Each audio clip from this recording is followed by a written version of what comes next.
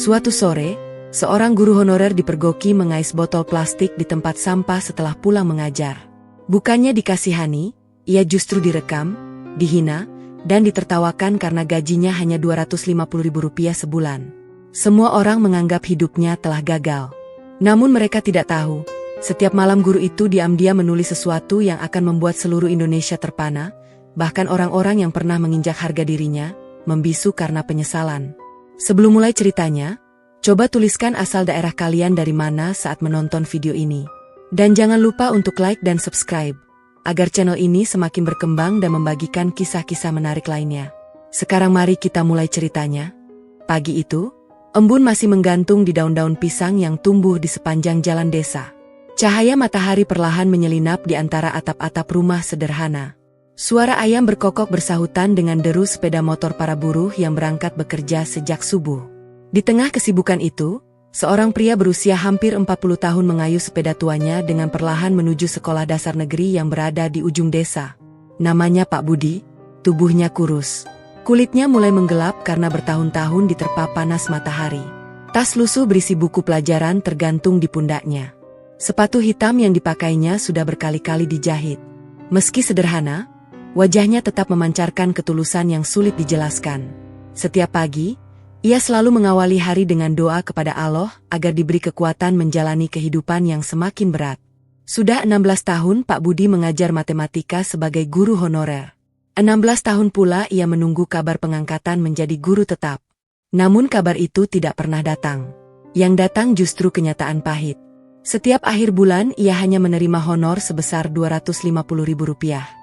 Jumlah yang bahkan tidak cukup membeli beras untuk keluarganya selama sebulan.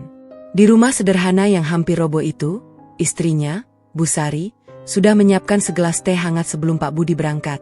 Wah, tehnya cuma ini, Pak. Gula tinggal sedikit. Pak Budi tersenyum lembut. Sudah lebih dari cukup, Bu. Bu Sari memandang suaminya dengan mata berkaca-kaca. Ia tahu suaminya selalu berpura-pura kuat. Padahal di dalam hati, luka itu semakin hari semakin dalam. Setelah Pak Budi berangkat, Bu Sari pun bersiap menuju rumah-rumah tetangga yang lebih berada. Pekerjaannya bukan sebagai pegawai, bukan pula sebagai pedagang. Ia mencuci pakaian, menyapu halaman, mengepel lantai, membersihkan kamar mandi. Apapun akan ia lakukan demi membantu biaya hidup keluarga. Semua itu dijalani tanpa pernah mengeluh. Sebab ia percaya, suaminya adalah orang baik yang tidak pernah menyerah. Sementara itu, Pak Budi tiba di sekolah. Murid-murid langsung menyambutnya dengan senyum lebar. Selamat pagi, Pak Guru. Pak Budi membalas dengan senyum yang hangat. Selamat pagi, anak-anak. Di dalam kelas, semua kesedihan yang ia simpan seolah menghilang. Ia mengajar dengan penuh semangat. Matematika yang sering dianggap sulit berubah menjadi pelajaran yang menyenangkan. Anak-anak tertawa. Mereka berebut maju mengerjakan soal. Tidak ada satupun murid yang mengetahui bahwa guru yang berdiri di depan mereka sedang memikirkan bagaimana membeli beras untuk malam nanti. Jam pelajaran selesai menjelang siang. Pak Budi keluar dari ruang kelas sambil membawa tas lusuhnya. Di halaman sekolah, beberapa guru sedang berbincang. Mereka menerima kabar bahwa beberapa guru honorer di daerah lain kembali diangkat menjadi pegawai. Salah seorang guru berkata lirih, "Semoga tahun depan giliran kita." Pak Budi hanya tersenyum. Harapan itu sudah terlalu sering ia dengar. Terlalu sering pula berakhir dengan kekecewaan. Ia memilih tidak berharap terlalu tinggi. Sebab jatuh karena harapan jauh lebih menyakitkan daripada menerima kenyataan. Sepulang sekolah, Pak Budi kembali mengayuh sepedanya melewati jalan desa. Di sebuah warung kopi, beberapa pria sedang duduk menikmati minuman sambil mengobrol. Mereka adalah teman-teman masa kecil Pak Budi. Dulu mereka bermain bersama. Kini kehidupan mereka sangat berbeda. Ada yang menjadi kontraktor bangunan. Ada yang memiliki toko material. Ada pula yang sukses membuka usaha penggilingan padi. Melihat Pak Budi lewat, salah seorang langsung memanggil dengan suara keras. "Bud, sini dulu." Pak Budi menghentikan sepedanya. Ia tersenyum ramah. "Ada apa?" Pria bertubuh besar itu tertawa sambil menepuk pundak temannya. "Lihat nih, sarjana matematika lewat." Semua ikut tertawa. Pak Budi hanya diam. Lalu pria lain berkata dengan nada mengejek. "Dengar-dengar gajimu masih 250.000 sebulan ya?" Tawa mereka semakin keras. Benar juga. Aku sehari jadi kuli bangunan saja 130.000. 2 hari sudah lebih besar daripada gajimu sebulan. Yang lain menambahkan, makanya dulu jangan sok kuliah. Mending ikut kerja sama kami. Sekarang sudah punya mobil. Percuma sekolah tinggi kalau akhirnya hidup susah. Guru kok miskin. Kalimat demi kalimat menusuk hati Pak Budi. Namun ia tidak membalas. Ia hanya berkata pelan, semoga usaha kalian semakin lancar.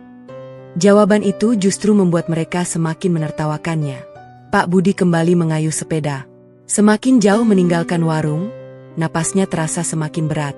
Bukan karena lelah, tetapi karena menahan rasa sakit yang tidak terlihat. Sesampainya di rumah, Bu Sari ternyata belum pulang. Anak mereka yang masih duduk di bangku sekolah dasar sedang belajar sendiri di ruang tamu.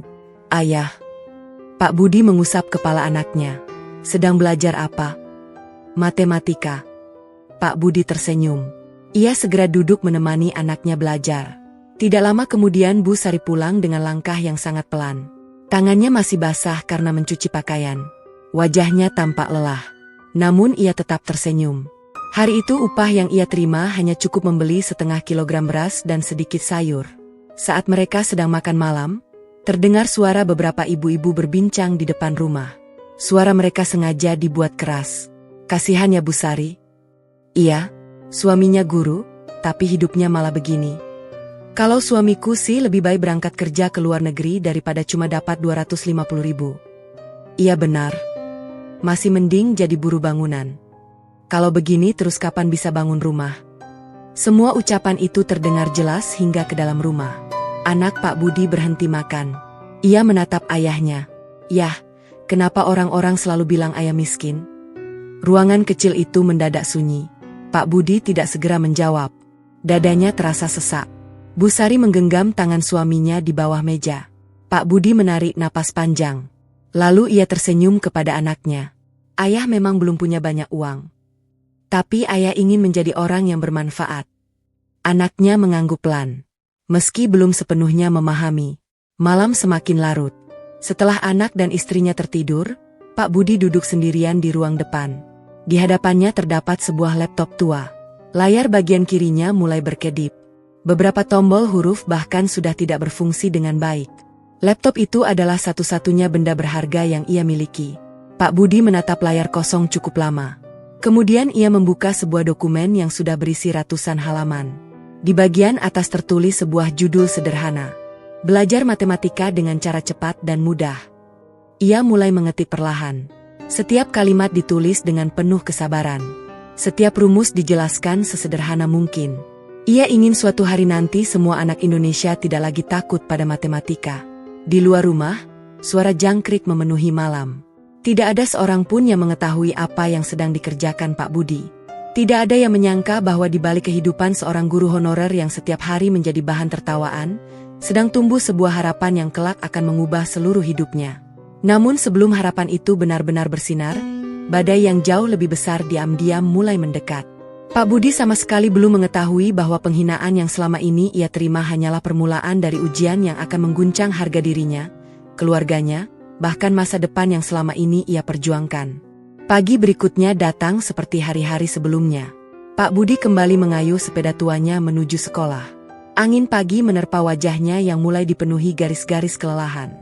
Di sepanjang perjalanan, ia melewati sawah yang mulai menguning, kebun tebu, serta deretan rumah warga yang perlahan mulai berubah menjadi bangunan permanen. Hanya rumah Pak Budi yang masih berdinding papan dan anyaman bambu. Ia tidak pernah merasa iri.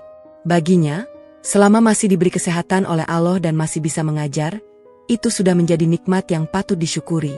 Sesampainya di sekolah, suara riuh murid-murid kembali menyambutnya. Selamat pagi, Pak Guru. Pak Budi tersenyum. Pagi, anak-anak. Hari itu ia mengajarkan cara menghitung pecahan menggunakan permainan sederhana. Anak-anak terlihat sangat antusias. Bahkan murid yang biasanya takut maju ke depan kelas kini berani mencoba mengerjakan soal. Kepala sekolah yang melewati ruang kelas sempat berhenti memperhatikan. Beliau mengangguk pelan. Dalam hati ia mengakui bahwa Pak Budi memang guru yang luar biasa. Sayangnya, kemampuan saja tidak selalu mampu mengubah nasib seseorang. Jam pelajaran selesai menjelang siang. Guru-guru lain mulai pulang menggunakan sepeda motor. Pak Budi tetap mengayuh sepedanya perlahan meninggalkan sekolah. Namun arah yang ditempuhnya bukan menuju rumah. Ia justru menuju tempat pembuangan sampah di pinggir jalan raya. Sesampainya di sana, ia berhenti. Dari balik tasnya, ia mengeluarkan sebuah topi lusuh, sarung tangan bekas, dan sebuah karung plastik yang sudah berkali-kali dijahit. Pak Budi memandang sekeliling. Tidak ada orang yang dikenalnya. Ia menarik napas panjang, lalu mulai memungut botol plastik, kardus bekas, kaleng minuman, apa saja yang masih memiliki nilai jual. Semua dimasukkan ke dalam karung. Bau menyengat menusuk hidung. Lalat beterbangan. Keringat mulai mengalir di dahinya. Namun Pak Budi tetap bekerja tanpa mengeluh. Baginya, setiap botol plastik berarti tambahan uang untuk membeli beras. Setiap kardus bekas berarti harapan agar anaknya tetap bisa sekolah. Menjelang sore, karungnya mulai penuh. Pak Budi mengangkatnya dengan susah payah. Saat itulah suara klakson mobil terdengar dari belakang. Sebuah mobil bak terbuka berhenti tepat di sampingnya. Pak Budi menoleh. Wajahnya langsung berubah. Di dalam mobil itu duduk 3 orang teman lamanya. Mereka adalah orang-orang yang kemarin menertawakannya di warung kopi. Salah seorang membuka kaca mobil. Loh, ternyata benar. Yang lain tertawa terbahak-bahak. Guru matematika sekarang naik pangkat jadi pemulung. Mereka turun dari mobil. Sengaja mendekati Pak Budi. Seorang pria yang dulu sering menyontek saat sekolah memandang Pak Budi dari ujung kepala hingga kaki. Sarjana kok begini hidupnya? Katanya guru itu pekerjaan mulia. Ternyata mulianya sambil ngumpulin sampah. Mereka tertawa semakin keras. Pak Budi berusaha mengangkat karungnya. Namun salah seorang menghalangi. "Bud, ku bilang apa dulu? Jangan sok kuliah. Kalau ikut aku jadi kuli bangunan, sekarang pasti sudah punya rumah 2 lantai." Pria lain menyambung. "Aku sehari 130.000. Kamu sebulan 250.000. Itu pun masih harus ngores sampah." Tawa mereka bergema di sepanjang jalan. Beberapa pengendara yang lewat mulai memperhatikan. Pak Budi hanya menundukkan kepala. Ia tidak ingin memperpanjang persoalan. Namun penghinaan belum selesai. Salah seorang mengeluarkan telepon genggam. Diam-diam ia merekam Pak Budi yang sedang memanggul karung berisi botol plastik. Bud, senyum sedikit. Biar terkenal." Mereka kembali tertawa. Pak Budi segera pergi meninggalkan tempat itu. Langkahnya terasa berat. Karung yang dipanggulnya seolah menjadi jauh lebih berat daripada sebelumnya. Sesampainya di tempat pengepul barang bekas, hasil memulung selama hampir 3 jam hanya dihargai Rp28.000.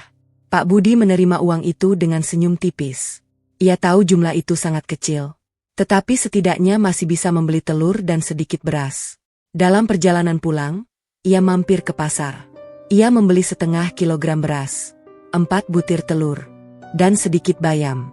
Uang di sakunya hampir habis. Sementara itu, di rumah mewah milik seorang pengusaha desa, Bu Sari masih sibuk mencuci pakaian. Tangannya mulai memerah karena terlalu lama terkena sabun. Saat sedang menjemur pakaian, majikannya keluar membawa secangkir kopi. Wanita itu memandang Bu Sari sambil menggeleng pelan. "Sari." "Iya, Bu."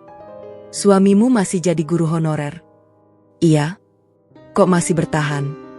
Bu Sari hanya tersenyum. Majikannya kembali berkata, "Kalau aku jadi kamu, sudah kusuruh suamiku kerja ke luar negeri. Atau jadi buruh bangunan. Laki-laki itu harus bisa menghidupi keluarga." Beberapa tetangga yang sedang berkumpul ikut menyahut. "Iya benar. Malu punya suami sarjana tapi istrinya keliling nyuci. Kasihan anakmu." Ucapan itu menusuk hati Bu Sari. Namun ia memilih diam. Ia menyelesaikan pekerjaannya tanpa membalas sepatah kata pun. Dalam perjalanan pulang, air matanya mulai mengalir. Ia menangis sendirian di jalan setapak yang melewati persawahan. Bukan karena lelah bekerja, tetapi karena tidak tahan melihat suaminya terus dihina. Sesampainya di rumah, Bu Sari segera menghapus air matanya. Ia tidak ingin Pak Budi mengetahui semua yang baru saja terjadi. Namun Pak Budi ternyata sudah lebih dulu pulang. Ia sedang membantu anak mereka mengerjakan pekerjaan rumah. Melihat wajah istrinya yang tampak sembab, Pak Budi langsung memahami bahwa sesuatu telah terjadi. "Capek, Bu?" Bu Sari tersenyum. "Sedikit." Pak Budi tidak bertanya lagi. Ia tahu istrinya sedang menyembunyikan kesedihan.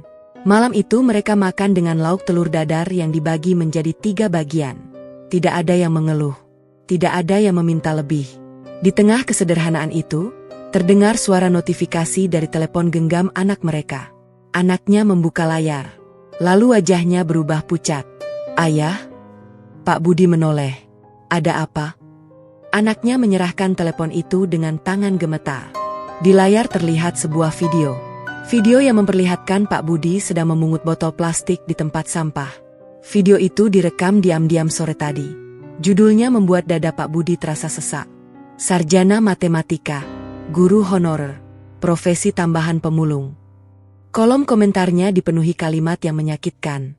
Akhir sekolah tinggi. Percuma kuliah. Guru kok miskin. Lebih baik jadi buruh. Video itu terus dibagikan oleh banyak warga desa. Bahkan beberapa orang yang tidak mengenalnya ikut menertawakan. Bu Sari menutup mulutnya. Air matanya kembali jatuh. Anak mereka ikut menangis. Ruangan kecil itu dipenuhi kesunyian yang sangat menyakitkan. Pak Budi memandang layar telepon cukup lama. Wajahnya tetap tenang. Namun kedua tangannya mulai bergetar. Ia mematikan layar telepon itu. Lalu berkata dengan suara pelan. "Besok ayah tetap mengajar." Bu Sari memandang suaminya. Pak Budi tersenyum. Kalau ayah berhenti sekarang, berarti mereka benar. Malam itu, ketika semua orang di desa sedang menikmati hiburan dari video yang mempermalukan dirinya, Pak Budi kembali duduk di depan laptop tuanya. Ia membuka naskah buku yang selama ini diam-diam ditulis. Jari-jarinya bergerak lebih cepat daripada biasanya. Setiap penghinaan yang diterimanya seolah berubah menjadi semangat baru. Ia tidak ingin membuktikan kepada orang-orang bahwa mereka salah. Ia hanya ingin membuktikan kepada dirinya sendiri bahwa pengabdian tidak akan pernah sia-sia. Namun Pak Budi belum mengetahui bahwa video yang mempermalukannya itu belum mencapai puncaknya. Keesokan hari, video tersebut mulai beredar hingga ke sekolah tempat ia mengajar. Dan orang pertama yang melihatnya bukanlah murid-muridnya, melainkan kepala sekolah yang selama ini selalu menghormatinya. Pagi itu langit tampak mendung. Awan kelabu menggantung rendah di atas desa, seolah ikut membawa beban yang sedang dipikul Pak Budi. Ia tetap berangkat seperti biasa. Sepeda tua yang telah menemaninya bertahun-tahun kembali berderit di setiap kayuhan. Tas lusuh berisi buku pelajaran menggantung di bahunya. Wajahnya tenang, meski semalaman ia hampir tidak bisa memejamkan mata. Video yang mempermalukannya terus beredar. Semakin banyak orang menontonnya. Semakin banyak pula yang ikut memberikan komentar. Pak Budi memilih tidak membuka telepon genggamnya lagi. Ia ingin menjalani hari seperti biasa. Sesampainya di sekolah, suasana terasa berbeda. Beberapa guru yang sedang berbincang langsung terdiam ketika melihat kedatangannya. Mereka saling berpandangan. Ada yang merasa iba. Ada pula yang hanya menghela napas. Pak Budi tetap menyapa dengan ramah. "Selamat pagi." Sebagian membalas pelan. Sebagian lagi hanya tersenyum kaku. Pak Budi mulai merasakan ada sesuatu yang tidak biasa. Belum sempat masuk ke ruang kelas, seorang pegawai sekolah menghampirinya. "Pak Budi?" "Iya." Bapak diminta menghadap kepala sekolah. Pak Budi mengangguk pelan. Langkahnya menuju ruang kepala sekolah terasa semakin berat. Ia mengetuk pintu perlahan. "Silakan masuk." Pak Budi membuka pintu. Kepala sekolah duduk di balik meja dengan wajah yang tampak gelisah. Beliau mempersilakan Pak Budi duduk. Tidak ada senyum seperti biasanya. Suasana ruangan menjadi sunyi beberapa saat. Akhirnya kepala sekolah membuka pembicaraan. "Pak Budi?" "Iya, Pak. Saya ingin bertanya sesuatu." Pak Budi mengangguk. "Kemarin beredar video. Apakah benar yang ada di video itu, Bapak?" Pak Budi menundukkan kepala. "Iya, Pak." Ruangan kembali sunyi. Kepala sekolah menghela napas panjang. "Saya sebenarnya tidak mempermasalahkan pekerjaan Bapak. Tetapi sejak tadi malam banyak orang tua murid menghubungi saya." Pak Budi mulai merasakan dadanya sesak. Mereka bertanya kenapa guru di sekolah ini harus memulung. Mereka khawatir sekolah kita dipandang buruk. Kalimat itu membuat Pak Budi semakin terdiam. Kepala sekolah melanjutkan, "Saya tahu Bapak orang baik. Saya tahu Bapak guru yang luar biasa. Tetapi keadaan ini mulai menjadi pembicaraan." Pak Budi perlahan mengangkat wajahnya. "Maafkan saya, Pak. Saya tidak pernah bermaksud mempermalukan sekolah. Saya hanya berusaha mencari tambahan biaya hidup. Kepala sekolah mengangguk. Saya mengerti.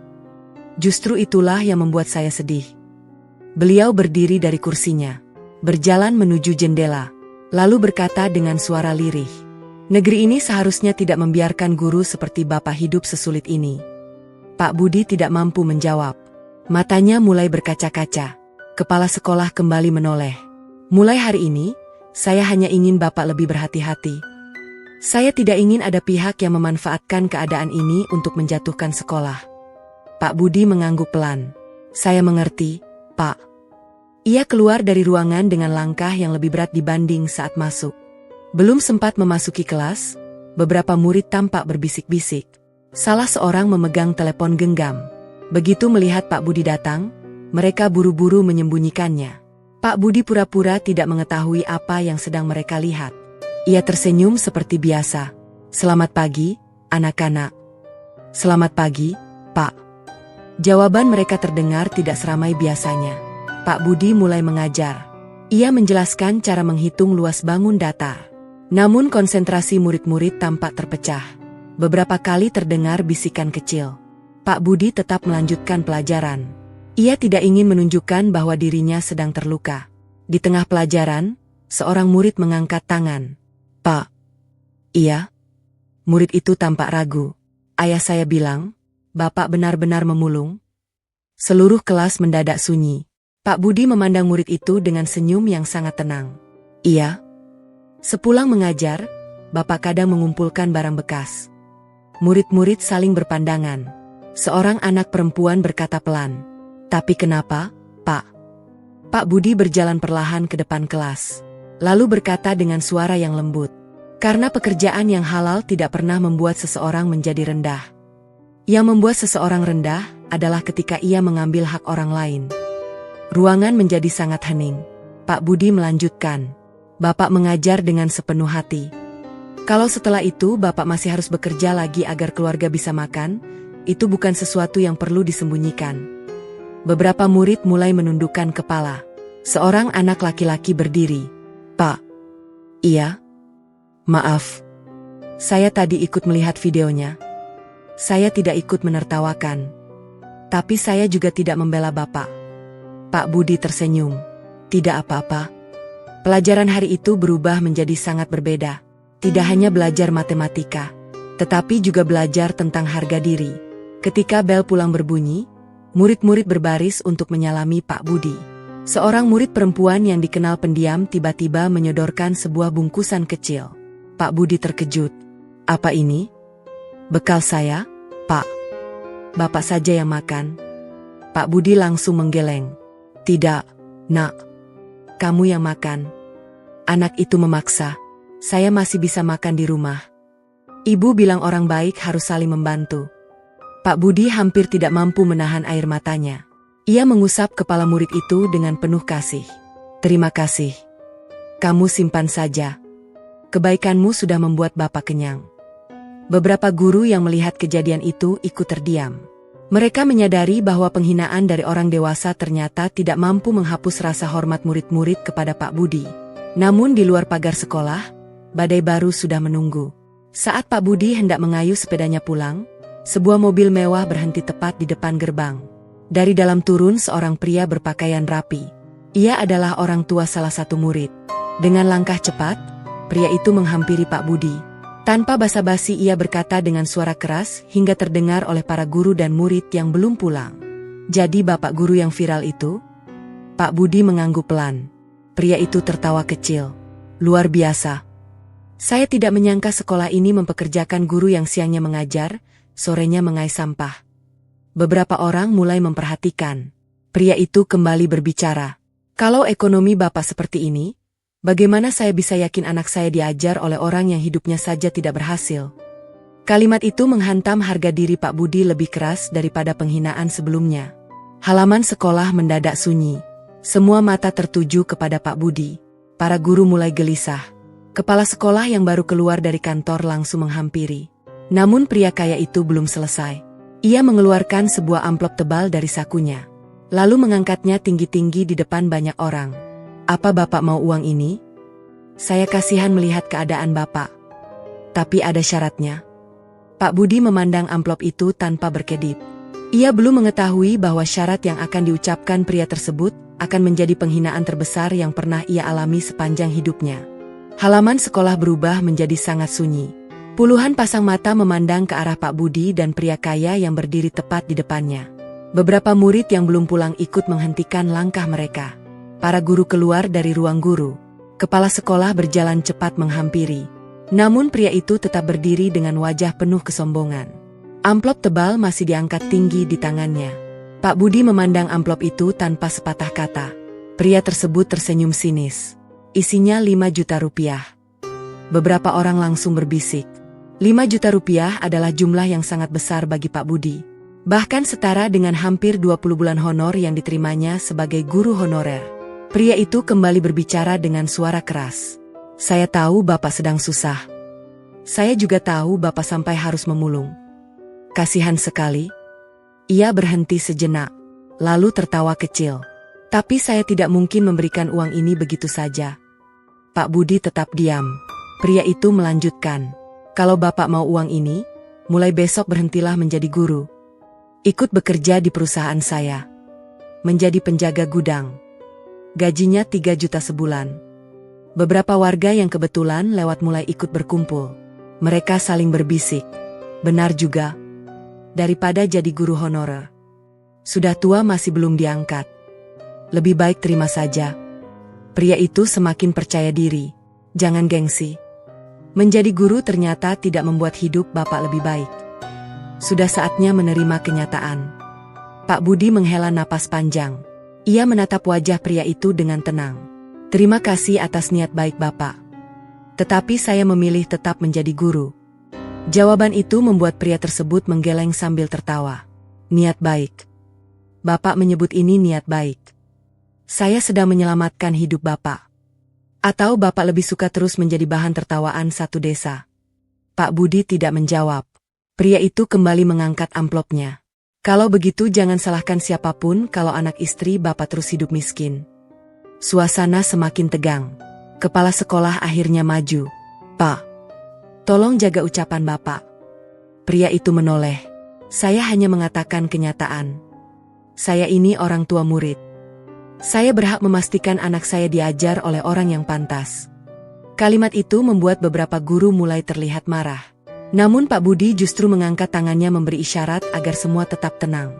Ia melangkah satu langkah ke depan. Lalu berkata pelan. Saya menghargai perhatian Bapak. Tetapi menjadi guru bukan soal kaya atau miskin. Menjadi guru adalah tentang tanggung jawab. Pria itu langsung menyela. Tanggung jawab tidak bisa dibawa ke pasar. Anak istri Bapak makan apa? Beberapa orang tertawa kecil. Pak Budi tetap tersenyum. Saya memang belum berhasil secara ekonomi. Tapi saya tidak pernah mengajarkan murid-murid saya untuk menyerah pada keadaan. Pria itu mulai kehilangan kesabaran. Kalau begitu silakan terus miskin. Ia memasukkan kembali amplop ke dalam sakunya. Kemudian berbalik menuju mobil. Sebelum masuk ke dalam mobil, ia kembali berkata dengan suara keras. Suatu hari nanti Bapak pasti menyesal. Mobil mewah itu pun melaju meninggalkan sekolah. Suasana masih hening. Tidak seorang pun berani berbicara. Kepala sekolah menghampiri Pak Budi. Beliau menepuk pelan bahunya. Maafkan saya. Pak Budi tersenyum. Tidak ada yang perlu dimaafkan, Pak. Namun jauh di dalam hatinya, luka itu terasa semakin dalam. Sore harinya, Pak Budi kembali memulung seperti biasa. Ia sadar video dirinya sudah viral. Ia tahu banyak mata sedang mengawasinya. Namun ia tidak punya pilihan lain. Kebutuhan hidup tidak bisa menunggu. Saat sedang memungut kardus di belakang sebuah toko, dua remaja yang mengenalnya berhenti. Mereka saling berbisik. Itu guru yang viral. Iya? Masa guru begini? Salah seorang mengeluarkan telepon genggam. Mereka kembali merekam Pak Budi. Kali ini sambil tertawa. Pak Budi hanya menundukkan kepala. Ia tidak ingin memperpanjang keadaan. Karung di punggungnya semakin berat. Tetapi yang lebih berat adalah beban di dalam dadanya. Menjelang petang, Bu Sari selesai bekerja dari rumah seorang tetangga kaya. Saat hendak pulang, beberapa ibu-ibu sedang duduk di teras. Mereka sengaja menghentikan langkah Bu Sari. Sari. Iya, Bu. Dengar ya. Kamu masih cantik. Masih belum terlambat mencari suami yang lebih mapan. Mereka tertawa. Bu Sari hanya terdiam. Seorang ibu lain menambahkan, kalau suamimu tetap jadi guru honorer, sampai kapan hidupmu begini? Aku saja kasihan. Setiap hari nyuci di rumah orang. Kamu itu sebenarnya layak hidup enak. Bu Sari mencoba tersenyum. Terima kasih atas perhatiannya. Namun salah seorang kembali berkata, kalau aku jadi kamu, sudah kusuruh suamiku merantau. Atau jadi buruh bangunan. Yang penting jangan jadi guru miskin. Air mata mulai memenuhi pelupuk mata Bu Sari. Tetapi ia tetap menahannya. Ia berjalan meninggalkan mereka tanpa membalas satu kata pun. Di sepanjang jalan menuju rumah, ia terus mengusap air matanya. Ia tidak ingin Pak Budi melihat dirinya menangis lagi. Malam tiba. Listrik di rumah mereka kembali padam. Lampu minyak menjadi satu-satunya penerangan. Anak mereka sudah tertidur lebih dulu. Pak Budi dan Bu Sari duduk berdua di teras rumah. Angin malam bertiup pelan. Suasana sangat tenang. Bu Sari akhirnya memecah keheningan. Pak. Iya. Kalau memang ingin berhenti menjadi guru, aku akan mendukung. Pak Budi menoleh. Bu Sari melanjutkan dengan suara bergetar. Aku tidak sanggup melihat Bapak terus dihina. Setiap hari orang membicarakan kita. Mereka menertawakan anak kita. Mereka menertawakan pekerjaan Bapak. Pak Budi memegang tangan istrinya. Tangannya terasa dingin. Bu, aku pernah berpikir untuk menyerah. Tidak hanya sekali. Hampir setiap malam. Bu Sari menatap suaminya. Tapi setiap kali masuk kelas, melihat anak-anak belajar, aku merasa Allah belum mengizinkanku berhenti. Air mata Bu Sari akhirnya jatuh. Aku hanya takut. Pak Budi mengusap air mata istrinya. Aku juga takut. Tetapi aku lebih takut jika suatu hari anak kita bertanya, kenapa ayah menyerah hanya karena dihina? Mereka saling terdiam. Di dalam rumah hanya terdengar suara napas anak mereka yang sedang tertidur. Beberapa menit kemudian, Pak Budi masuk ke ruang depan. Ia kembali membuka laptop tuanya. Layar yang mulai redup itu menyala perlahan. File naskah bukunya kembali terbuka. Jumlah halaman kini telah mencapai lebih dari 300. Ia mulai mengetik lagi, satu demi satu, dengan penuh ketelitian. Bu Sari memperhatikan dari balik pintu. Baru malam itu ia benar-benar menyadari bahwa setiap malam suaminya tidak sekadar bermain dengan laptop tua. Ia sedang menulis sesuatu yang sangat serius. Bu Sari mendekat perlahan. Pak. Pak Budi menoleh. Iya. Sejak kapan Bapak menulis semua ini? Pak Budi tersenyum kecil. Sudah hampir 3 tahun. Bu Sari terkejut. 3 tahun? Pak Budi mengangguk. Aku ingin membuat buku matematika yang mudah dipahami semua anak. Bu Sari membuka beberapa halaman. Matanya membelalak. Ratusan halaman penuh dengan rumus, gambar, penjelasan, dan cara cepat berhitung tersusun sangat rapi. Ia tidak pernah mengetahui semua itu. Pak Budi tersenyum. Entah akan berguna atau tidak. Aku hanya ingin meninggalkan sesuatu yang bermanfaat. Bu Sari menggenggam tangan suaminya. Untuk pertama kalinya setelah sekian lama, harapan kecil mulai tumbuh di dalam hatinya. Namun harapan itu belum sempat berkembang. Karena tepat saat Pak Budi hendak menyimpan hasil pekerjaannya malam itu, layar laptop tiba-tiba berkedip beberapa kali. Terdengar suara berderit dari dalam mesin. Lalu, layar mendadak gelap. Laptop tua itu mati total. Pak Budi berulang kali menekan tombol daya. Tidak ada reaksi. Jantungnya berdegup semakin kencang. Seluruh naskah yang telah ia tulis selama bertahun-tahun kini terancam hilang bersama satu-satunya harapan yang selama ini ia simpan rapat di balik semua penghinaan. Pak Budi terus menekan tombol daya pada laptop tuanya. Sekali, 2 kali, 10 kali. Tetap tidak ada tanda-tanda kehidupan. Layar hitam itu hanya memantulkan bayangan wajahnya sendiri yang dipenuhi kepanikan. Ruangan menjadi sangat sunyi. Bu Sari ikut mendekat. Pak. Pak Budi tidak menjawab. Tangannya mulai gemetar. Ia membuka penutup laptop. Mencabut pengisi daya. Memasang kembali. Namun hasilnya tetap sama. Laptop itu benar-benar mati. Pak Budi menundukkan kepala. Selama beberapa menit, ia hanya diam memandangi benda yang selama ini menjadi teman setianya setiap malam. Di dalam laptop itulah tersimpan ribuan jam kerja, ribuan kalimat, ratusan gambar, puluhan metode belajar yang ia susun sedikit demi sedikit selama hampir 3 tahun. Semua dikerjakan setelah mengajar, setelah memulung, setelah semua orang tertidur. Kini semuanya seolah lenyap dalam sekejap. Bu Sari memegang bahu suaminya. Mungkin masih bisa diperbaiki. Pak Budi mengangguk pelan. Namun di dalam hatinya tumbuh rasa takut yang belum pernah ia rasakan sebelumnya. Jika semua data itu hilang, ia harus mengulang dari awal. Dan ia tidak tahu apakah masih memiliki tenaga untuk melakukannya. Malam itu tidak ada lagi suara ketikan. Tidak ada lagi cahaya layar laptop. Hanya kesunyian yang memenuhi rumah kecil mereka. Keesokan paginya, sebelum berangkat mengajar, Pak Budi membawa laptop itu ke sebuah kios servis komputer di pasar kecamatan. Pemilik kios menerima laptop tersebut. Ia membuka bagian bawahnya, memeriksa beberapa komponen, lalu menggeleng pelan. Pak Budi mulai cemas. "Bagaimana, Mas?" Teknisi itu menarik napas panjang. "Kerusakannya cukup parah." Pak Budi menggenggam kedua tangannya. "Masih bisa diperbaiki?" "Bisa." Pak Budi sedikit lega. "Berapa biayanya?" Teknisi menghitung sebentar. 550.000. Pak Budi terdiam. Jumlah itu terasa seperti gunung yang harus ia daki. Di saku bajunya hanya ada beberapa lembar uang. Bahkan tidak sampai 100.000 rupiah. Teknisi kembali berkata, "Itu pun belum tentu data di dalamnya selamat." Kalimat itu membuat wajah Pak Budi semakin pucat. Kalau datanya rusak, semuanya bisa hilang. Pak Budi menutup mata sejenak. Ia mengangguk pelan. "Baik. Saya kembali lagi nanti." Ia membawa pulang laptop itu. Sepanjang perjalanan menuju sekolah, pikirannya kosong. Ia tetap mengajar seperti biasa, tetap tersenyum, tetap menjelaskan pelajaran. Namun pikirannya terus tertuju pada laptop yang rusak. Sore harinya, Pak Budi mencoba meminjam uang. Orang pertama yang ia datangi adalah seorang tetangga yang cukup mampu.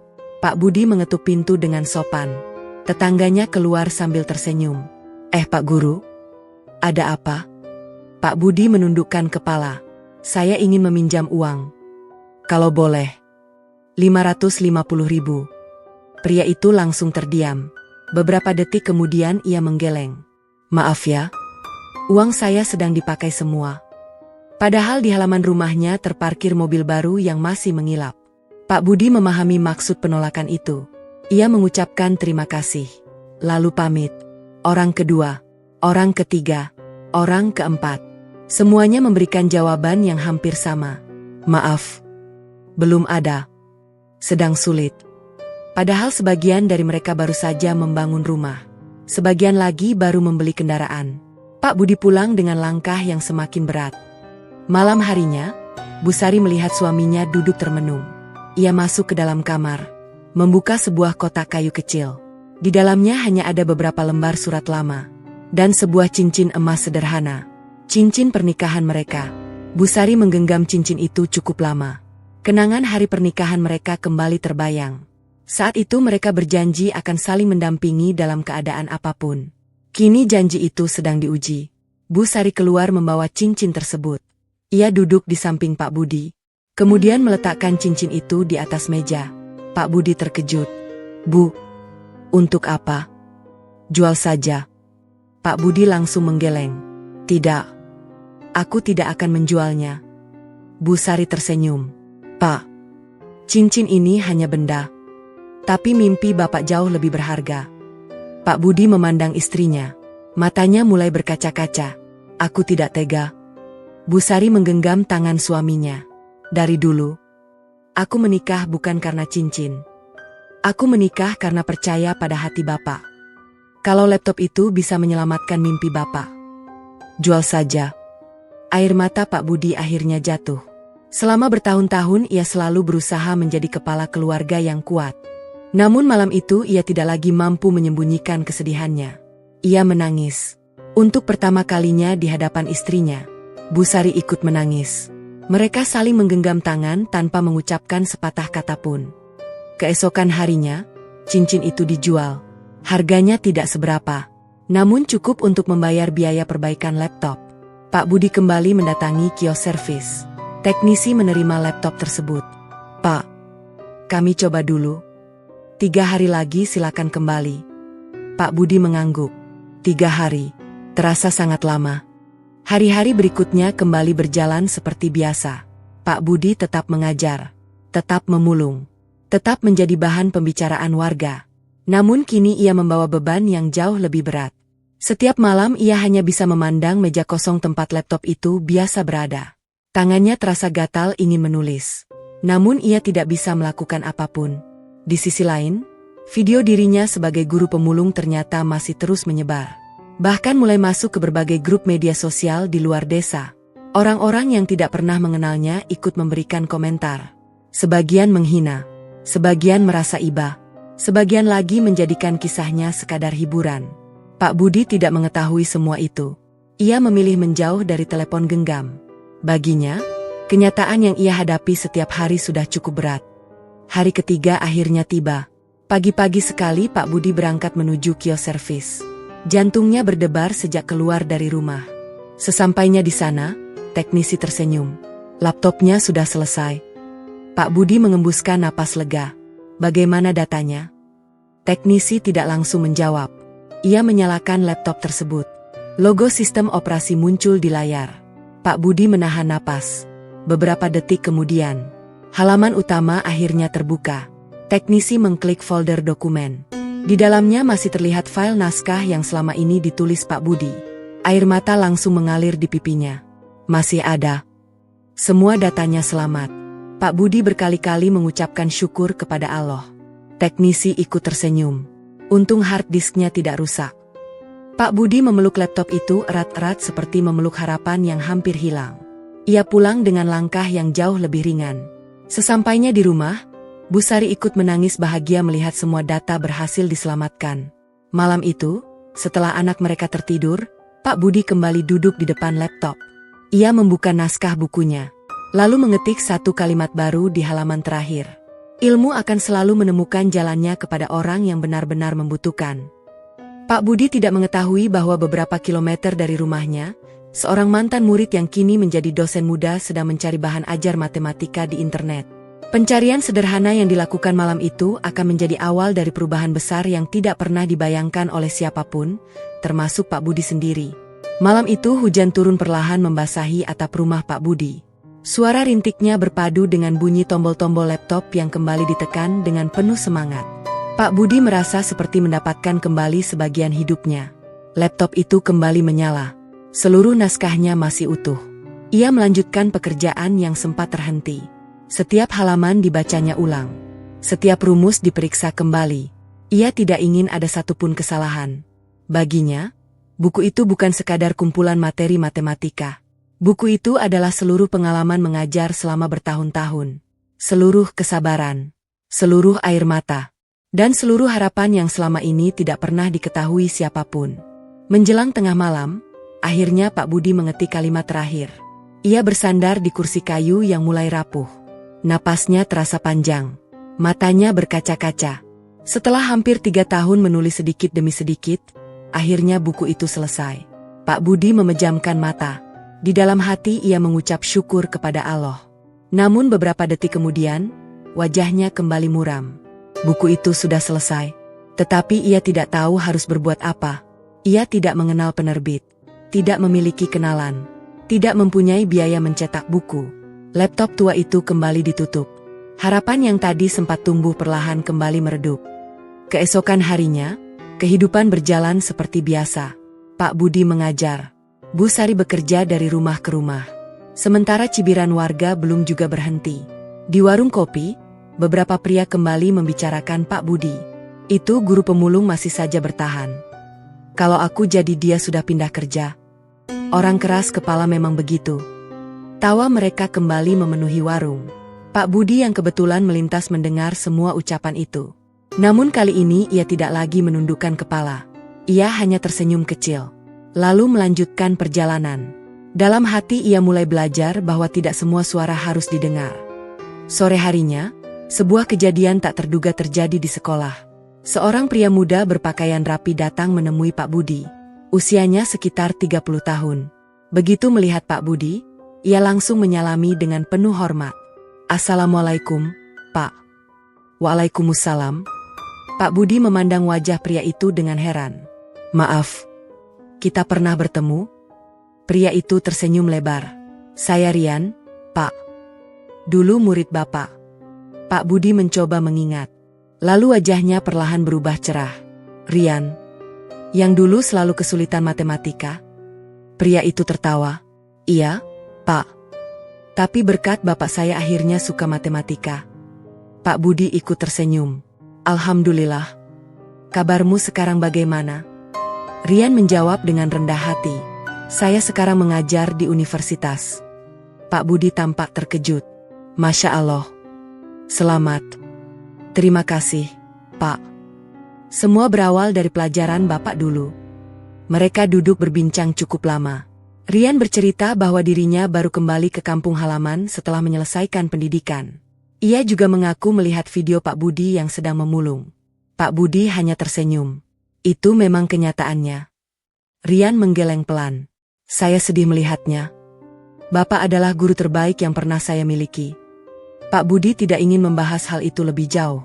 Ia segera mengalihkan pembicaraan. Rian memperhatikan tas yang dibawa Pak Budi. Di dalamnya terlihat beberapa lembar naskah. "Itu apa, Pak?" Pak Budi sempat ragu. Namun akhirnya ia mengeluarkan beberapa halaman. "Saya sedang mencoba menulis buku." Rian langsung membaca beberapa lembar. Semakin lama wajahnya semakin serius. Sesekali matanya membelalak. "Luar biasa." Pak Budi tersenyum malu. "Masih banyak yang kurang." Rian menggeleng. "Bukan, Pak. Ini sangat berbeda. Penjelasannya sederhana. Cara menghitungnya cepat. Bahkan mahasiswa saya pun akan mudah memahaminya." Pak Budi hanya tertawa kecil. "Saya hanya menulis berdasarkan pengalaman mengajar." Rian menutup naskah itu perlahan. "Bapak, kenapa buku sebagus ini belum diterbitkan?" Pak Budi menghela napas. "Saya tidak punya biaya. Saya juga tidak mengenal penerbit." Rian terdiam beberapa saat. Kemudian sebuah ide muncul di kepalanya. "Pak, sekarang orang tidak harus mencetak buku." Pak Budi memandangnya heran. "Maksudmu?" "Bapak bisa menerbitkannya dalam bentuk buku digital." Pak Budi mengernyitkan dahi. "Buku digital?" "Iya. Orang cukup mengunduh melalui internet. Tidak perlu biaya cetak." Pak Budi baru pertama kali mendengar cara itu. Ia mendengarkan dengan penuh perhatian. Rian kemudian menjelaskan berbagai platform yang bisa digunakan untuk menjual buku digital. Semua terdengar sangat sederhana. Namun bagi Pak Budi, dunia itu terasa sangat asing. "Apa benar ada orang yang mau membeli?" Rian tersenyum. "Kalau isinya bagus, pasti ada. Tidak hanya puluhan, bahkan bisa ribuan." Pak Budi masih belum yakin. Ia merasa bukunya terlalu sederhana. Rian kembali berkata, "Pak, Bapak selama ini mengajar anak-anak.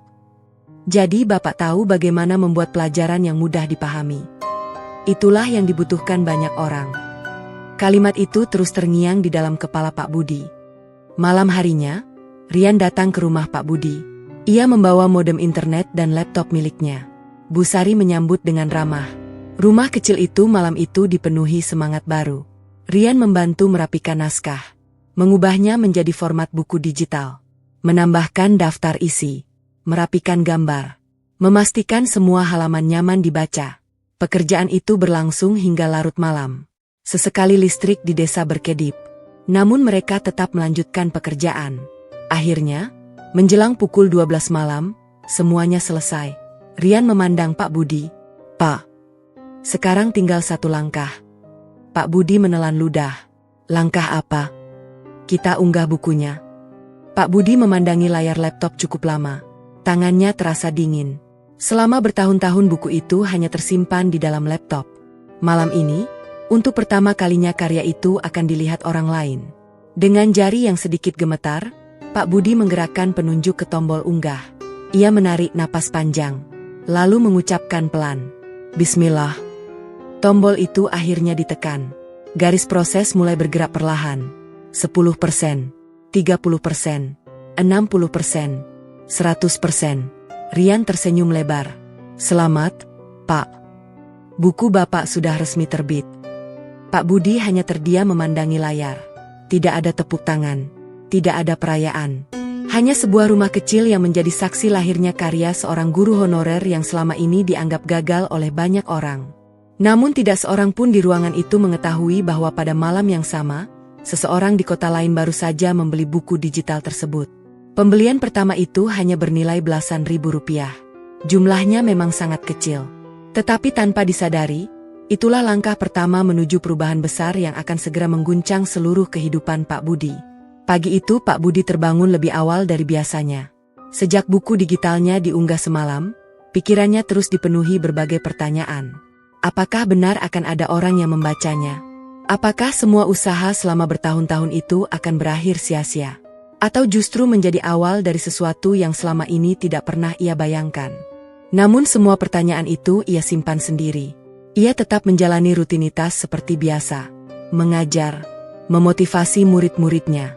Lalu pulang dengan sepeda tua yang mulai berderit. Sepulang sekolah, Pak Budi kembali memulung di sepanjang jalan desa. Karung lusuh masih berada di pundaknya. Beberapa warga yang melihatnya kembali menggeleng. Kasihan. Sudah tua masih begini. Katanya sudah bikin buku. Paling juga tidak ada yang beli. Mereka tertawa kecil. Pak Budi memilih diam. Ia tidak pernah menceritakan kepada siapapun bahwa bukunya sudah diterbitkan dalam bentuk digital. Bahkan tetangga terdekat pun tidak mengetahuinya. Sore itu, ketika Pak Budi sedang memilah botol plastik di tempat pengepul barang bekas, telepon genggam lamanya bergetar. Nomor yang muncul adalah Rian. Pak Budi segera mengangkatnya. Assalamualaikum. Waalaikumsalam, Pak. Suara Rian terdengar sangat bersemangat. Pak, bukunya laku. Pak Budi terdiam. Maksudmu? Baru saja ada yang membeli. Pak Budi mengira dirinya salah dengar. Ada yang membeli? Iya. Satu orang. Pak Budi tersenyum kecil. Satu pembeli. Bagi sebagian orang mungkin tidak berarti apa-apa. Namun bagi Pak Budi, satu pembeli berarti ada satu orang yang percaya pada ilmu yang ia tulis. Itu sudah lebih dari cukup. Rian ikut tersenyum. Ini baru permulaan, Pak. Pak Budi menutup telepon dengan hati yang jauh lebih ringan. Hari itu hasil memulung hanya memperoleh Rp25.000. Namun entah mengapa, langkahnya terasa jauh lebih ringan dibanding biasanya. Malam harinya Rian kembali datang. Ia menunjukkan laporan penjualan. Satu buku telah terjual. Penghasilannya memang belum besar. Namun Pak Budi terus memandangi layar dengan mata berbinar. Jadi benar-benar ada orang yang membaca. Iya, Pak. Mungkin orang itu sedang belajar dari tulisan Bapak sekarang. Kalimat itu membuat Pak Budi tersenyum haru. Ia tidak pernah membayangkan ilmunya mulai sampai kepada orang yang bahkan tidak pernah dikenalnya. Hari kedua, Pak Budi kembali menjalani rutinitas. Pagi mengajar, sore memulung. Malah memperbaiki beberapa bagian buku berdasarkan catatan yang telah dibuatnya. Menjelang tengah malam, Rian kembali menghubungi.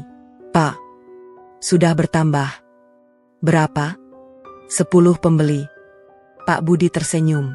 Alhamdulillah. Ia kembali mengucapkan syukur kepada Allah. 10 orang.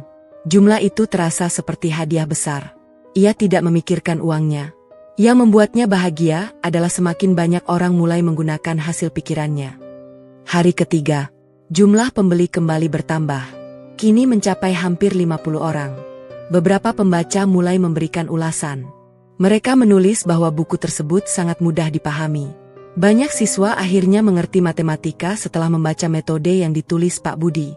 Seorang guru dari kota lain bahkan menulis, "Saya sudah mengajar 15 tahun. Baru kali ini menemukan penjelasan matematika sesederhana ini." Rian membacakan ulasan itu kepada Pak Budi. Pak Budi hanya terdiam. Matanya mulai berkaca-kaca. Selama bertahun-tahun ia merasa dirinya gagal. Kini ternyata ada orang-orang yang benar-benar merasakan manfaat dari ilmu yang ia tulis. Namun kebahagiaan kecil itu kembali diuji. Beberapa hari kemudian, saat Pak Budi sedang mengajar, seorang murid datang terlambat. Wajah anak itu tampak murung. Ketika pelajaran selesai, ia menghampiri Pak Budi. Pak. Iya. Ayah saya bilang mulai bulan depan saya berhenti sekolah. Pak Budi terkejut. Kenapa? Katanya tidak ada biaya. Pak Budi memandang wajah murid itu cukup lama. Ia teringat masa kecilnya sendiri. Ia juga pernah hampir putus sekolah karena kemiskinan. Tanpa berpikir panjang, Pak Budi mengambil sebagian uang hasil penjualan buku digital yang baru saja masuk. Jumlahnya memang belum besar. Ia menyelipkannya ke dalam buku milik murid itu. "Pak, saya tidak bisa menerima." Pak Budi tersenyum. "Anggap saja pinjaman. Nanti kalau kamu sudah berhasil, bantu anak lain." Murid itu menangis. Ia memeluk Pak Budi erat-erat. Kejadian itu tanpa sengaja dilihat oleh seorang guru lain. Guru tersebut mulai menyadari bahwa meskipun hidupnya serba kekurangan, Pak Budi tetap mendahulukan orang lain. Sementara itu, di rumah, Bu Sari mulai merasakan perubahan kecil. Untuk pertama kalinya setelah bertahun-tahun, mereka bisa membeli beras tanpa harus menghitung sisa uang berkali-kali. Pak Budi juga mulai mengurangi waktu memulung. Meski belum sepenuhnya berhenti, penghasilan dari buku digital masih belum menentu. Ia belum berani berharap terlalu tinggi. Seminggu kemudian, sesuatu yang tidak pernah mereka bayangkan terjadi. Seorang guru matematika yang memiliki banyak pengikut di media sosial menemukan buku Pak Budi. Ia membeli, membaca hingga selesai, lalu membuat sebuah video sederhana. Di dalam video itu ia berkata, "Kalau kalian kesulitan memahami matematika, coba baca buku karya seorang guru honorer bernama Pak Budi. Menurut saya, ini salah satu buku belajar matematika paling mudah dipahami." Video itu diunggah pada malam hari. Tidak ada yang menyangka bahwa dalam hitungan jam, ribuan orang mulai menontonnya. Ratusan komentar bermunculan. Banyak yang penasaran. Banyak yang langsung mencari buku tersebut. Sementara itu, Pak Budi masih tertidur lelap di rumah sederhananya. Ia sama sekali belum mengetahui bahwa namanya mulai disebut-sebut oleh ribuan orang di berbagai daerah. Keesokan paginya, ketika ia sedang mengajar seperti biasa, telepon genggam Rian terus berbunyi tanpa henti. Laporan penjualan berdatangan setiap beberapa detik. Angkanya naik sangat cepat. Puluhan, ratusan, lalu menembus angka 1000 unduhan hanya dalam waktu kurang dari 1 hari. Rian yang melihat layar komputernya sampai berdiri dari kursinya. Tangannya bergetar. Ia segera mengambil telepon. Dengan napas yang masih tersengal, ia menghubungi Pak Budi. Namun pada saat yang sama, Pak Budi sedang berdiri di depan kelas menjelaskan pelajaran pecahan. Ia belum mengetahui bahwa dalam beberapa menit lagi, satu panggilan telepon akan mengubah seluruh perjalanan hidupnya, dan menjadi awal dari keajaiban yang selama ini hanya ia simpan dalam doa-doanya kepada Allah. Pagi itu Pak Budi sedang berdiri di depan kelas seperti biasanya. Kapur tulis berada di tangannya. Di papan tulis telah tergambar beberapa soal pecahan yang harus diselesaikan murid-murid. Anak-anak terlihat bersemangat mengikuti pelajaran.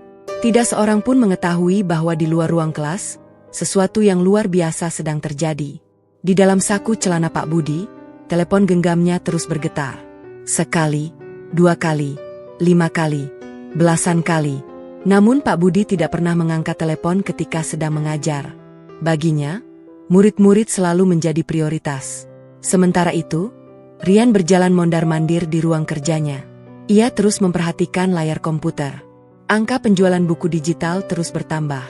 1000 unduhan, 1500, 2000, 5000. Semuanya terjadi hanya dalam beberapa jam. Komentar positif berdatangan dari berbagai daerah. Banyak guru mulai merekomendasikan buku itu kepada murid-murid mereka. Beberapa dosen bahkan mulai membahas metode belajar yang ditulis Pak Budi. Rian hampir tidak percaya dengan apa yang dilihatnya. Ia kembali mencoba menghubungi Pak Budi, tetap tidak diangkat. Ia tersenyum kecil. Ia tahu gurunya itu pasti sedang mengajar. Bel pulang akhirnya berbunyi. Murid-murid berbaris menyalami Pak Budi. Seperti biasa, ia mengantar mereka hingga ke depan kelas. Barulah setelah halaman sekolah mulai sepi, Pak Budi mengeluarkan telepon genggamnya. Ia terkejut melihat puluhan panggilan tidak terjawab. Semuanya dari Rian.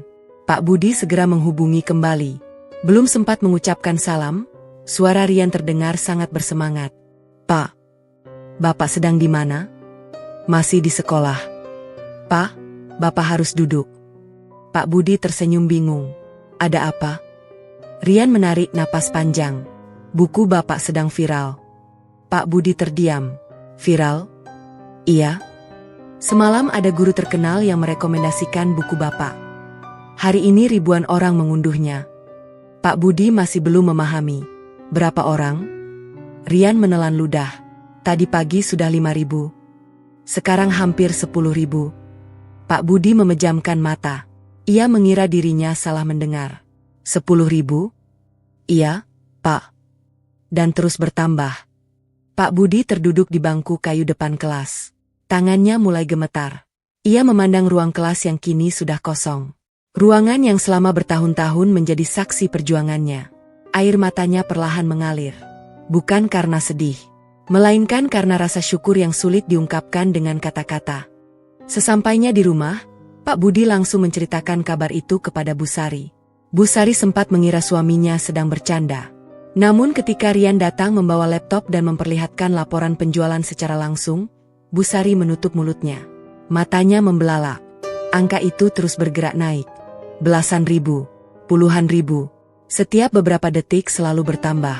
Bu Sari tidak kuasa menahan air mata. Ia memandang suaminya yang selama ini dihina banyak orang. Orang yang setiap sore memulung demi membeli beras. Kini karya yang ditulisnya diam-diam mulai dibaca oleh ribuan orang. Pak Budi hanya berkata lirih. Semua ini karena pertolongan Allah. Beberapa hari berikutnya keadaan semakin sulit dipercaya. Media sosial dipenuhi ulasan tentang buku karya Pak Budi. Guru-guru dari berbagai kota mulai membuat video cara menggunakan metode tersebut. Banyak siswa mengaku nilai matematika mereka meningkat. Orang tua murid mulai merekomendasikannya kepada keluarga lain. Tanpa promosi besar, tanpa iklan mahal. Buku itu menyebar dari satu orang ke orang lainnya. Karena manfaatnya benar-benar dirasakan. Di desa, kabar itu mulai terdengar. Namun sebagian warga tidak percaya. Itu paling cuma kabar. Masa guru pemulung bisa terkenal? Jangan-jangan bohong. Mereka tetap menganggap Pak Budi sebagai guru honorer yang hidup pas-pasan. Sementara Pak Budi sendiri masih datang ke sekolah dengan sepeda tua. Masih memakai tas yang sama. Masih mengenakan sepatu yang telah dijahit berkali-kali. Ia tidak mengubah apapun. Suatu sore, Pak Budi kembali ke tempat pengepul barang bekas. Ia hendak menjual beberapa botol plastik yang terakhir dikumpulkannya. Begitu melihat Pak Budi datang, pemilik pengepul bertanya, "Pak Guru?" "Iya." "Masih memulung?" Pak Budi tersenyum. "Selama masih kuat." Pemilik pengepul tersenyum hormat. "Kalau saya jadi bapak, saya mungkin sudah menyerah sejak dulu." Pak Budi hanya membalas dengan senyum. Hari itu menjadi hari terakhir ia membawa karung lusuh ke tempat tersebut. Bukan karena malu, tetapi karena mulai esok, penghasilan dari buku digital sudah cukup untuk memenuhi kebutuhan keluarganya. Namun Pak Budi tidak pernah melupakan hari-hari ketika karung itu menjadi penolong keluarganya. Sebelum pulang, ia melipat karung lusuh itu dengan rapi, lalu menyimpannya di gudang rumah. Ia berkata pelan kepada Bu Sari, "Karung ini jangan dibuang." Bu Sari tersenyum. "Kenapa?" "Karena ini saksi perjuangan kita." Bu Sari kembali menangis. Seminggu kemudian, Rian datang membawa kabar yang jauh lebih mengejutkan. Ia memperlihatkan laporan pendapatan. Pak Budi memandang angka di layar cukup lama. Ia mengira ada kesalahan. "Rian, ini benar?" "Iya, Pak. Sudah dipotong biaya platform. Ini benar-benar milik Bapak." Jumlahnya mencapai ratusan juta rupiah. Pak Budi langsung menutup wajahnya dengan kedua tangan. Seluruh tubuhnya bergetar. Ia teringat semua penghinaan, semua ejekan, semua hari ketika keluarganya hanya makan nasi dan garam, semua sore ketika ia memungut botol plastik di bawah terik matahari. Kini Allah menunjukkan jalan yang sama sekali tidak pernah ia bayangkan. Bu Sari memeluk suaminya erat-erat. Mereka menangis bersama, bukan karena harta yang datang, tetapi karena akhirnya mereka melihat bahwa kesabaran yang dijaga selama bertahun-tahun tidak pernah sia-sia. Namun kejutan itu ternyata belum menjadi akhir. Pada sore yang sama, sebuah mobil dinas berhenti di depan rumah sederhana Pak Budi. Beberapa orang berpakaian resmi turun sambil membawa map berwarna coklat. Salah seorang bertanya kepada warga, "Apakah benar ini rumah Pak Budi, guru honorer yang mengajar di sekolah dasar negeri?" Seluruh tetangga yang melihat langsung keluar dari rumah masing-masing. Mereka saling berpandangan dengan penuh rasa ingin tahu. Tidak ada yang menyangka bahwa kedatangan tamu-tamu itu membawa kabar yang selama 16 tahun hanya menjadi doa dalam setiap sujud Pak Budi. Suasana sore di depan rumah Pak Budi mendadak ramai. Mobil dinas yang berhenti di jalan desa langsung menarik perhatian warga. Anak-anak berlarian mendekat. Ibu-ibu keluar dari rumah sambil masih mengenakan celemek. Para pria yang sedang duduk di warung kopi ikut berdiri dan berjalan menghampiri. Mereka penasaran. Belum pernah sebelumnya ada mobil dinas datang ke rumah Pak Budi. Apalagi rumah guru honorer yang selama ini menjadi bahan gunjingan mereka. Pak Budi yang sedang duduk di ruang tamu sederhana mendengar suara orang-orang di luar. Ia segera keluar. Begitu melihat beberapa tamu berpakaian resmi berdiri di depan pagar, ia tampak kebingungan. "Selamat sore." "Sore. Apakah benar ini rumah Pak Budi?" "Iya. Saya Pak Budi." Pria yang paling depan langsung tersenyum. Kemudian menjabat tangan Pak Budi dengan penuh hormat. "Perkenalkan. Kami dari Dinas Pendidikan." Pak Budi terdiam. Dadanya mulai berdebar. Selama bertahun-tahun ia selalu berharap suatu hari mendengar kalimat itu. Namun ia tidak pernah berani membayangkan momen ini benar-benar datang. Pria tersebut membuka map coklat yang dibawanya. Kemudian mengeluarkan sebuah amplop resmi. Dengan senyum hangat ia menyerahkannya kepada Pak Budi. "Selamat. Bapak resmi diangkat menjadi guru pegawai." Kalimat itu membuat waktu seolah berhenti. Pak Budi memandang amplop di tangannya. Tangannya mulai bergetar. Ia tidak segera membukanya. Air matanya justru lebih dulu jatuh. Bu Sari yang berdiri di sampingnya langsung menutup mulut. Tangisnya pecah. Selama 16 tahun mereka menunggu. Selama 16 tahun mereka hanya bisa berharap. Kini surat itu benar-benar berada di tangan mereka. Pak Budi membuka amplop tersebut perlahan. Ia membaca setiap kalimat dengan mata yang mulai kabur karena air mata. Tidak ada satu kata pun yang terlewat. Setelah selesai membaca, ia memeluk istrinya. Tangisan mereka pecah di depan seluruh warga. Beberapa orang yang melihat ikut terharu. Namun sebagian besar warga justru menundukkan kepala.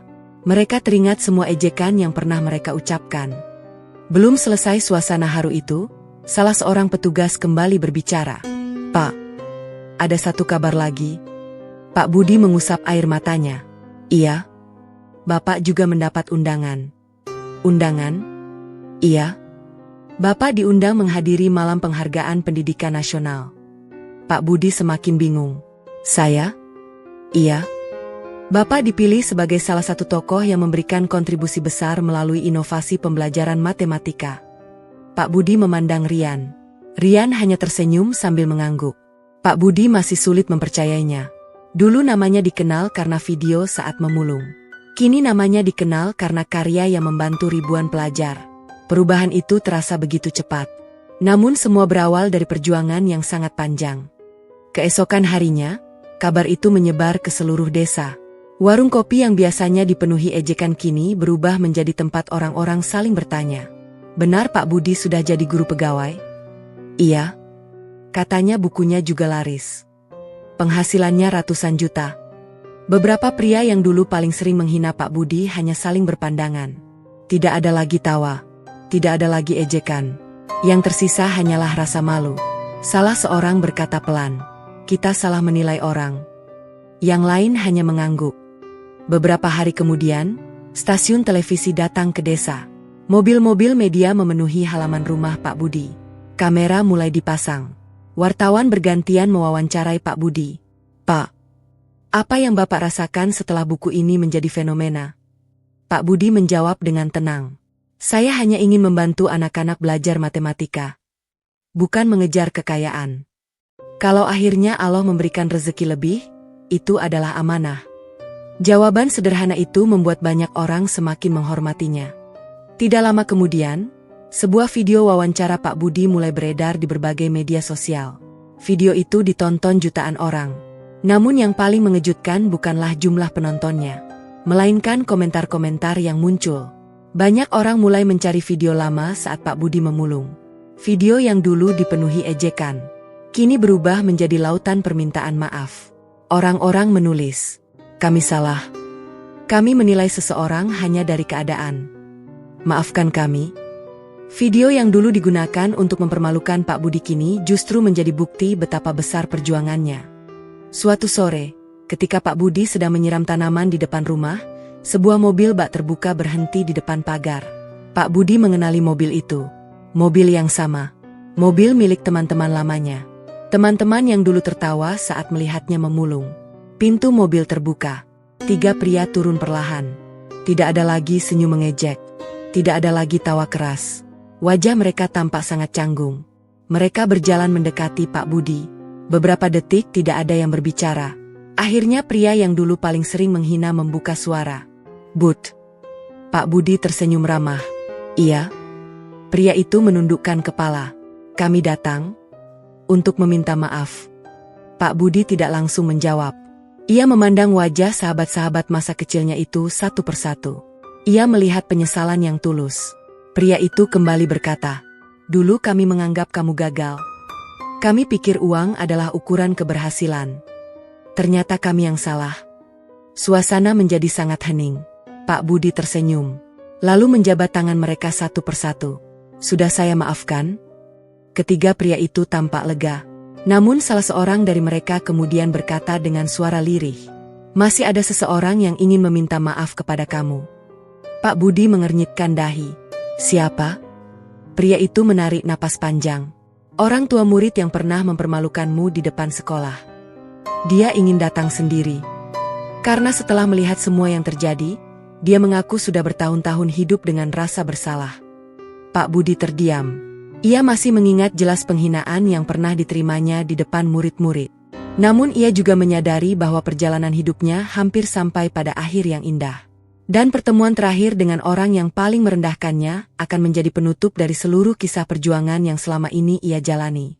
Pagi itu udara desa terasa lebih sejuk dari biasanya. Matahari baru saja muncul di balik perbukitan ketika Pak Budi berdiri di halaman rumahnya yang masih sederhana. Meski penghasilannya kini telah berubah, ia belum ingin mengubah semuanya dengan tergesa-gesa. Ia masih menikmati secangkir teh hangat buatan Bu Sari. Masih duduk di kursi kayu yang sama. Masih memandangi sawah yang setiap pagi menghijau di depan rumah. Baginya, kemewahan terbesar bukanlah rumah atau kendaraan, melainkan hati yang akhirnya dipenuhi rasa syukur. Beberapa minggu telah berlalu sejak buku digitalnya menjadi fenomena. Jumlah unduhannya kini mencapai jutaan kali. Sekolah-sekolah dari berbagai daerah mulai menggunakan metode belajar yang ia susun. Banyak guru mengirimkan pesan terima kasih. Orang tua murid bercerita bahwa anak-anak mereka yang dulu membenci matematika kini mulai menyukainya. Semua itu membuat Pak Budi semakin yakin bahwa ilmu memang memiliki jalan sendiri untuk sampai kepada orang yang membutuhkan. Pagi itu sebuah mobil hitam perlahan berhenti di depan rumah. Pak Budi mengenali wajah pria yang turun dari mobil tersebut. Dialah orang tua murid yang dahulu mempermalukannya di halaman sekolah. Pria yang pernah mengangkat amplop uang di depan banyak orang. Pria yang pernah mengatakan bahwa Pak Budi tidak pantas mengajar karena hidupnya miskin. Kini wajahnya terlihat sangat berbeda. Tidak ada lagi kesombongan. Tidak ada lagi tatapan merendahkan. Ia berjalan perlahan menuju Pak Budi. Langkahnya tampak berat. Sesampainya di depan Pak Budi, ia menundukkan kepala cukup lama. Beberapa kali ia mencoba berbicara, namun suaranya tertahan. Akhirnya ia berkata pelan, "Pak Budi." "Iya." "Saya datang bukan sebagai orang kaya. Bukan juga sebagai orang tua murid. Saya datang sebagai orang yang pernah menyakiti hati Bapak." Pak Budi hanya memandangnya dengan tenang. Pria itu menghela napas panjang. "Saya sudah menonton semua wawancara Bapak. Saya juga membaca buku Bapak. Baru sekarang saya sadar, yang miskin saat itu bukan Bapak, melainkan cara berpikir saya." Air mata mulai menggenang di pelupuk matanya. "Saya terlalu sombong. Saya mengukur keberhasilan hanya dengan uang. Saya mempermalukan Bapak di depan murid-murid. Itu kesalahan terbesar dalam hidup saya." Pria itu kemudian membungkukkan badannya. Dengan suara bergetar ia berkata, "Tolong maafkan saya." Suasana mendadak hening. Beberapa warga yang melihat dari kejauhan ikut terdiam. Mereka tidak pernah membayangkan akan melihat pria yang dulu begitu angkuh kini meminta maaf dengan tulus. Pak Budi mendekatinya, lalu memegang kedua tangannya. "Bapak." Angkat kepala. Pria itu perlahan menatap wajah Pak Budi. Pak Budi tersenyum. "Saya sudah memaafkan Bapak sejak hari itu juga." Pria tersebut terkejut. "Bapak tidak marah?" Pak Budi menggeleng pelan. "Kalau saya menyimpan dendam, mungkin saya tidak akan pernah punya tenaga untuk menulis buku. Penghinaan yang dulu saya terima justru menjadi pengingat agar saya terus belajar." Pria itu tidak mampu menahan air mata. Ia menangis tanpa malu. Pak Budi menepuk pelan bahunya. Tidak ada lagi permusuhan. Yang tersisa hanyalah pelajaran hidup. Beberapa bulan kemudian, kehidupan keluarga Pak Budi benar-benar berubah. Rumah papan yang selama bertahun-tahun menjadi saksi perjuangan mereka mulai diganti menjadi rumah yang lebih layak. Bukan rumah yang berlebihan, namun cukup nyaman untuk keluarga kecil mereka. Pak Budi tetap mempertahankan halaman luas yang dipenuhi tanaman. Ia sengaja menanam pohon mangga, jambu, dan berbagai tanaman buah. Katanya, suatu hari nanti anak-anak kampung boleh memetiknya tanpa harus meminta izin. Pak Budi juga membeli sebidang lahan pertanian.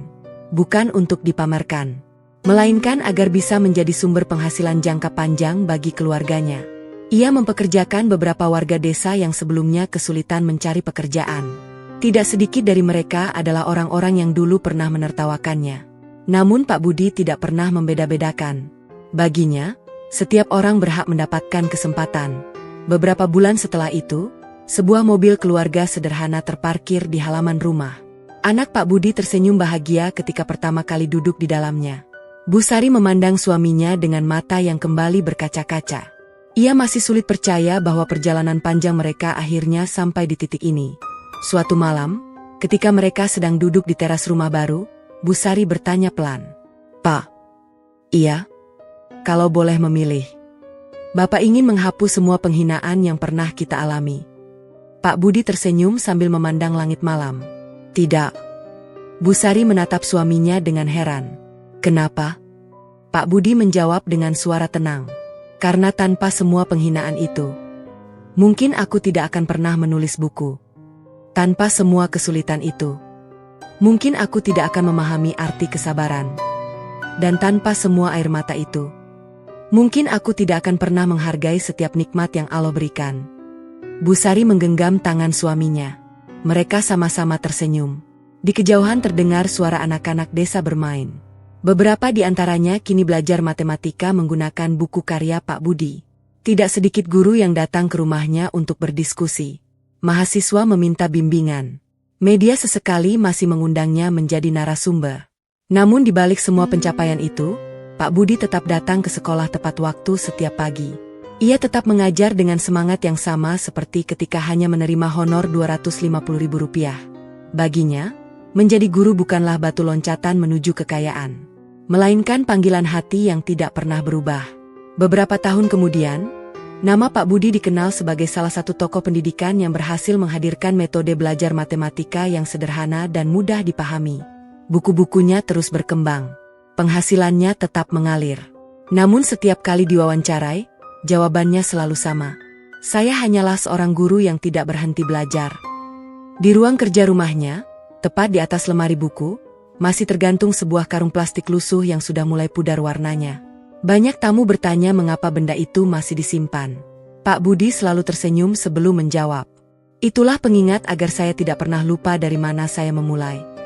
Karung lusuh itu tidak lagi berisi botol plastik, tetapi berisi kenangan tentang perjuangan, tentang kesabaran, tentang doa, dan tentang keyakinan bahwa tidak ada usaha yang dilakukan dengan sungguh-sungguh yang akan sia-sia di hadapan Allah.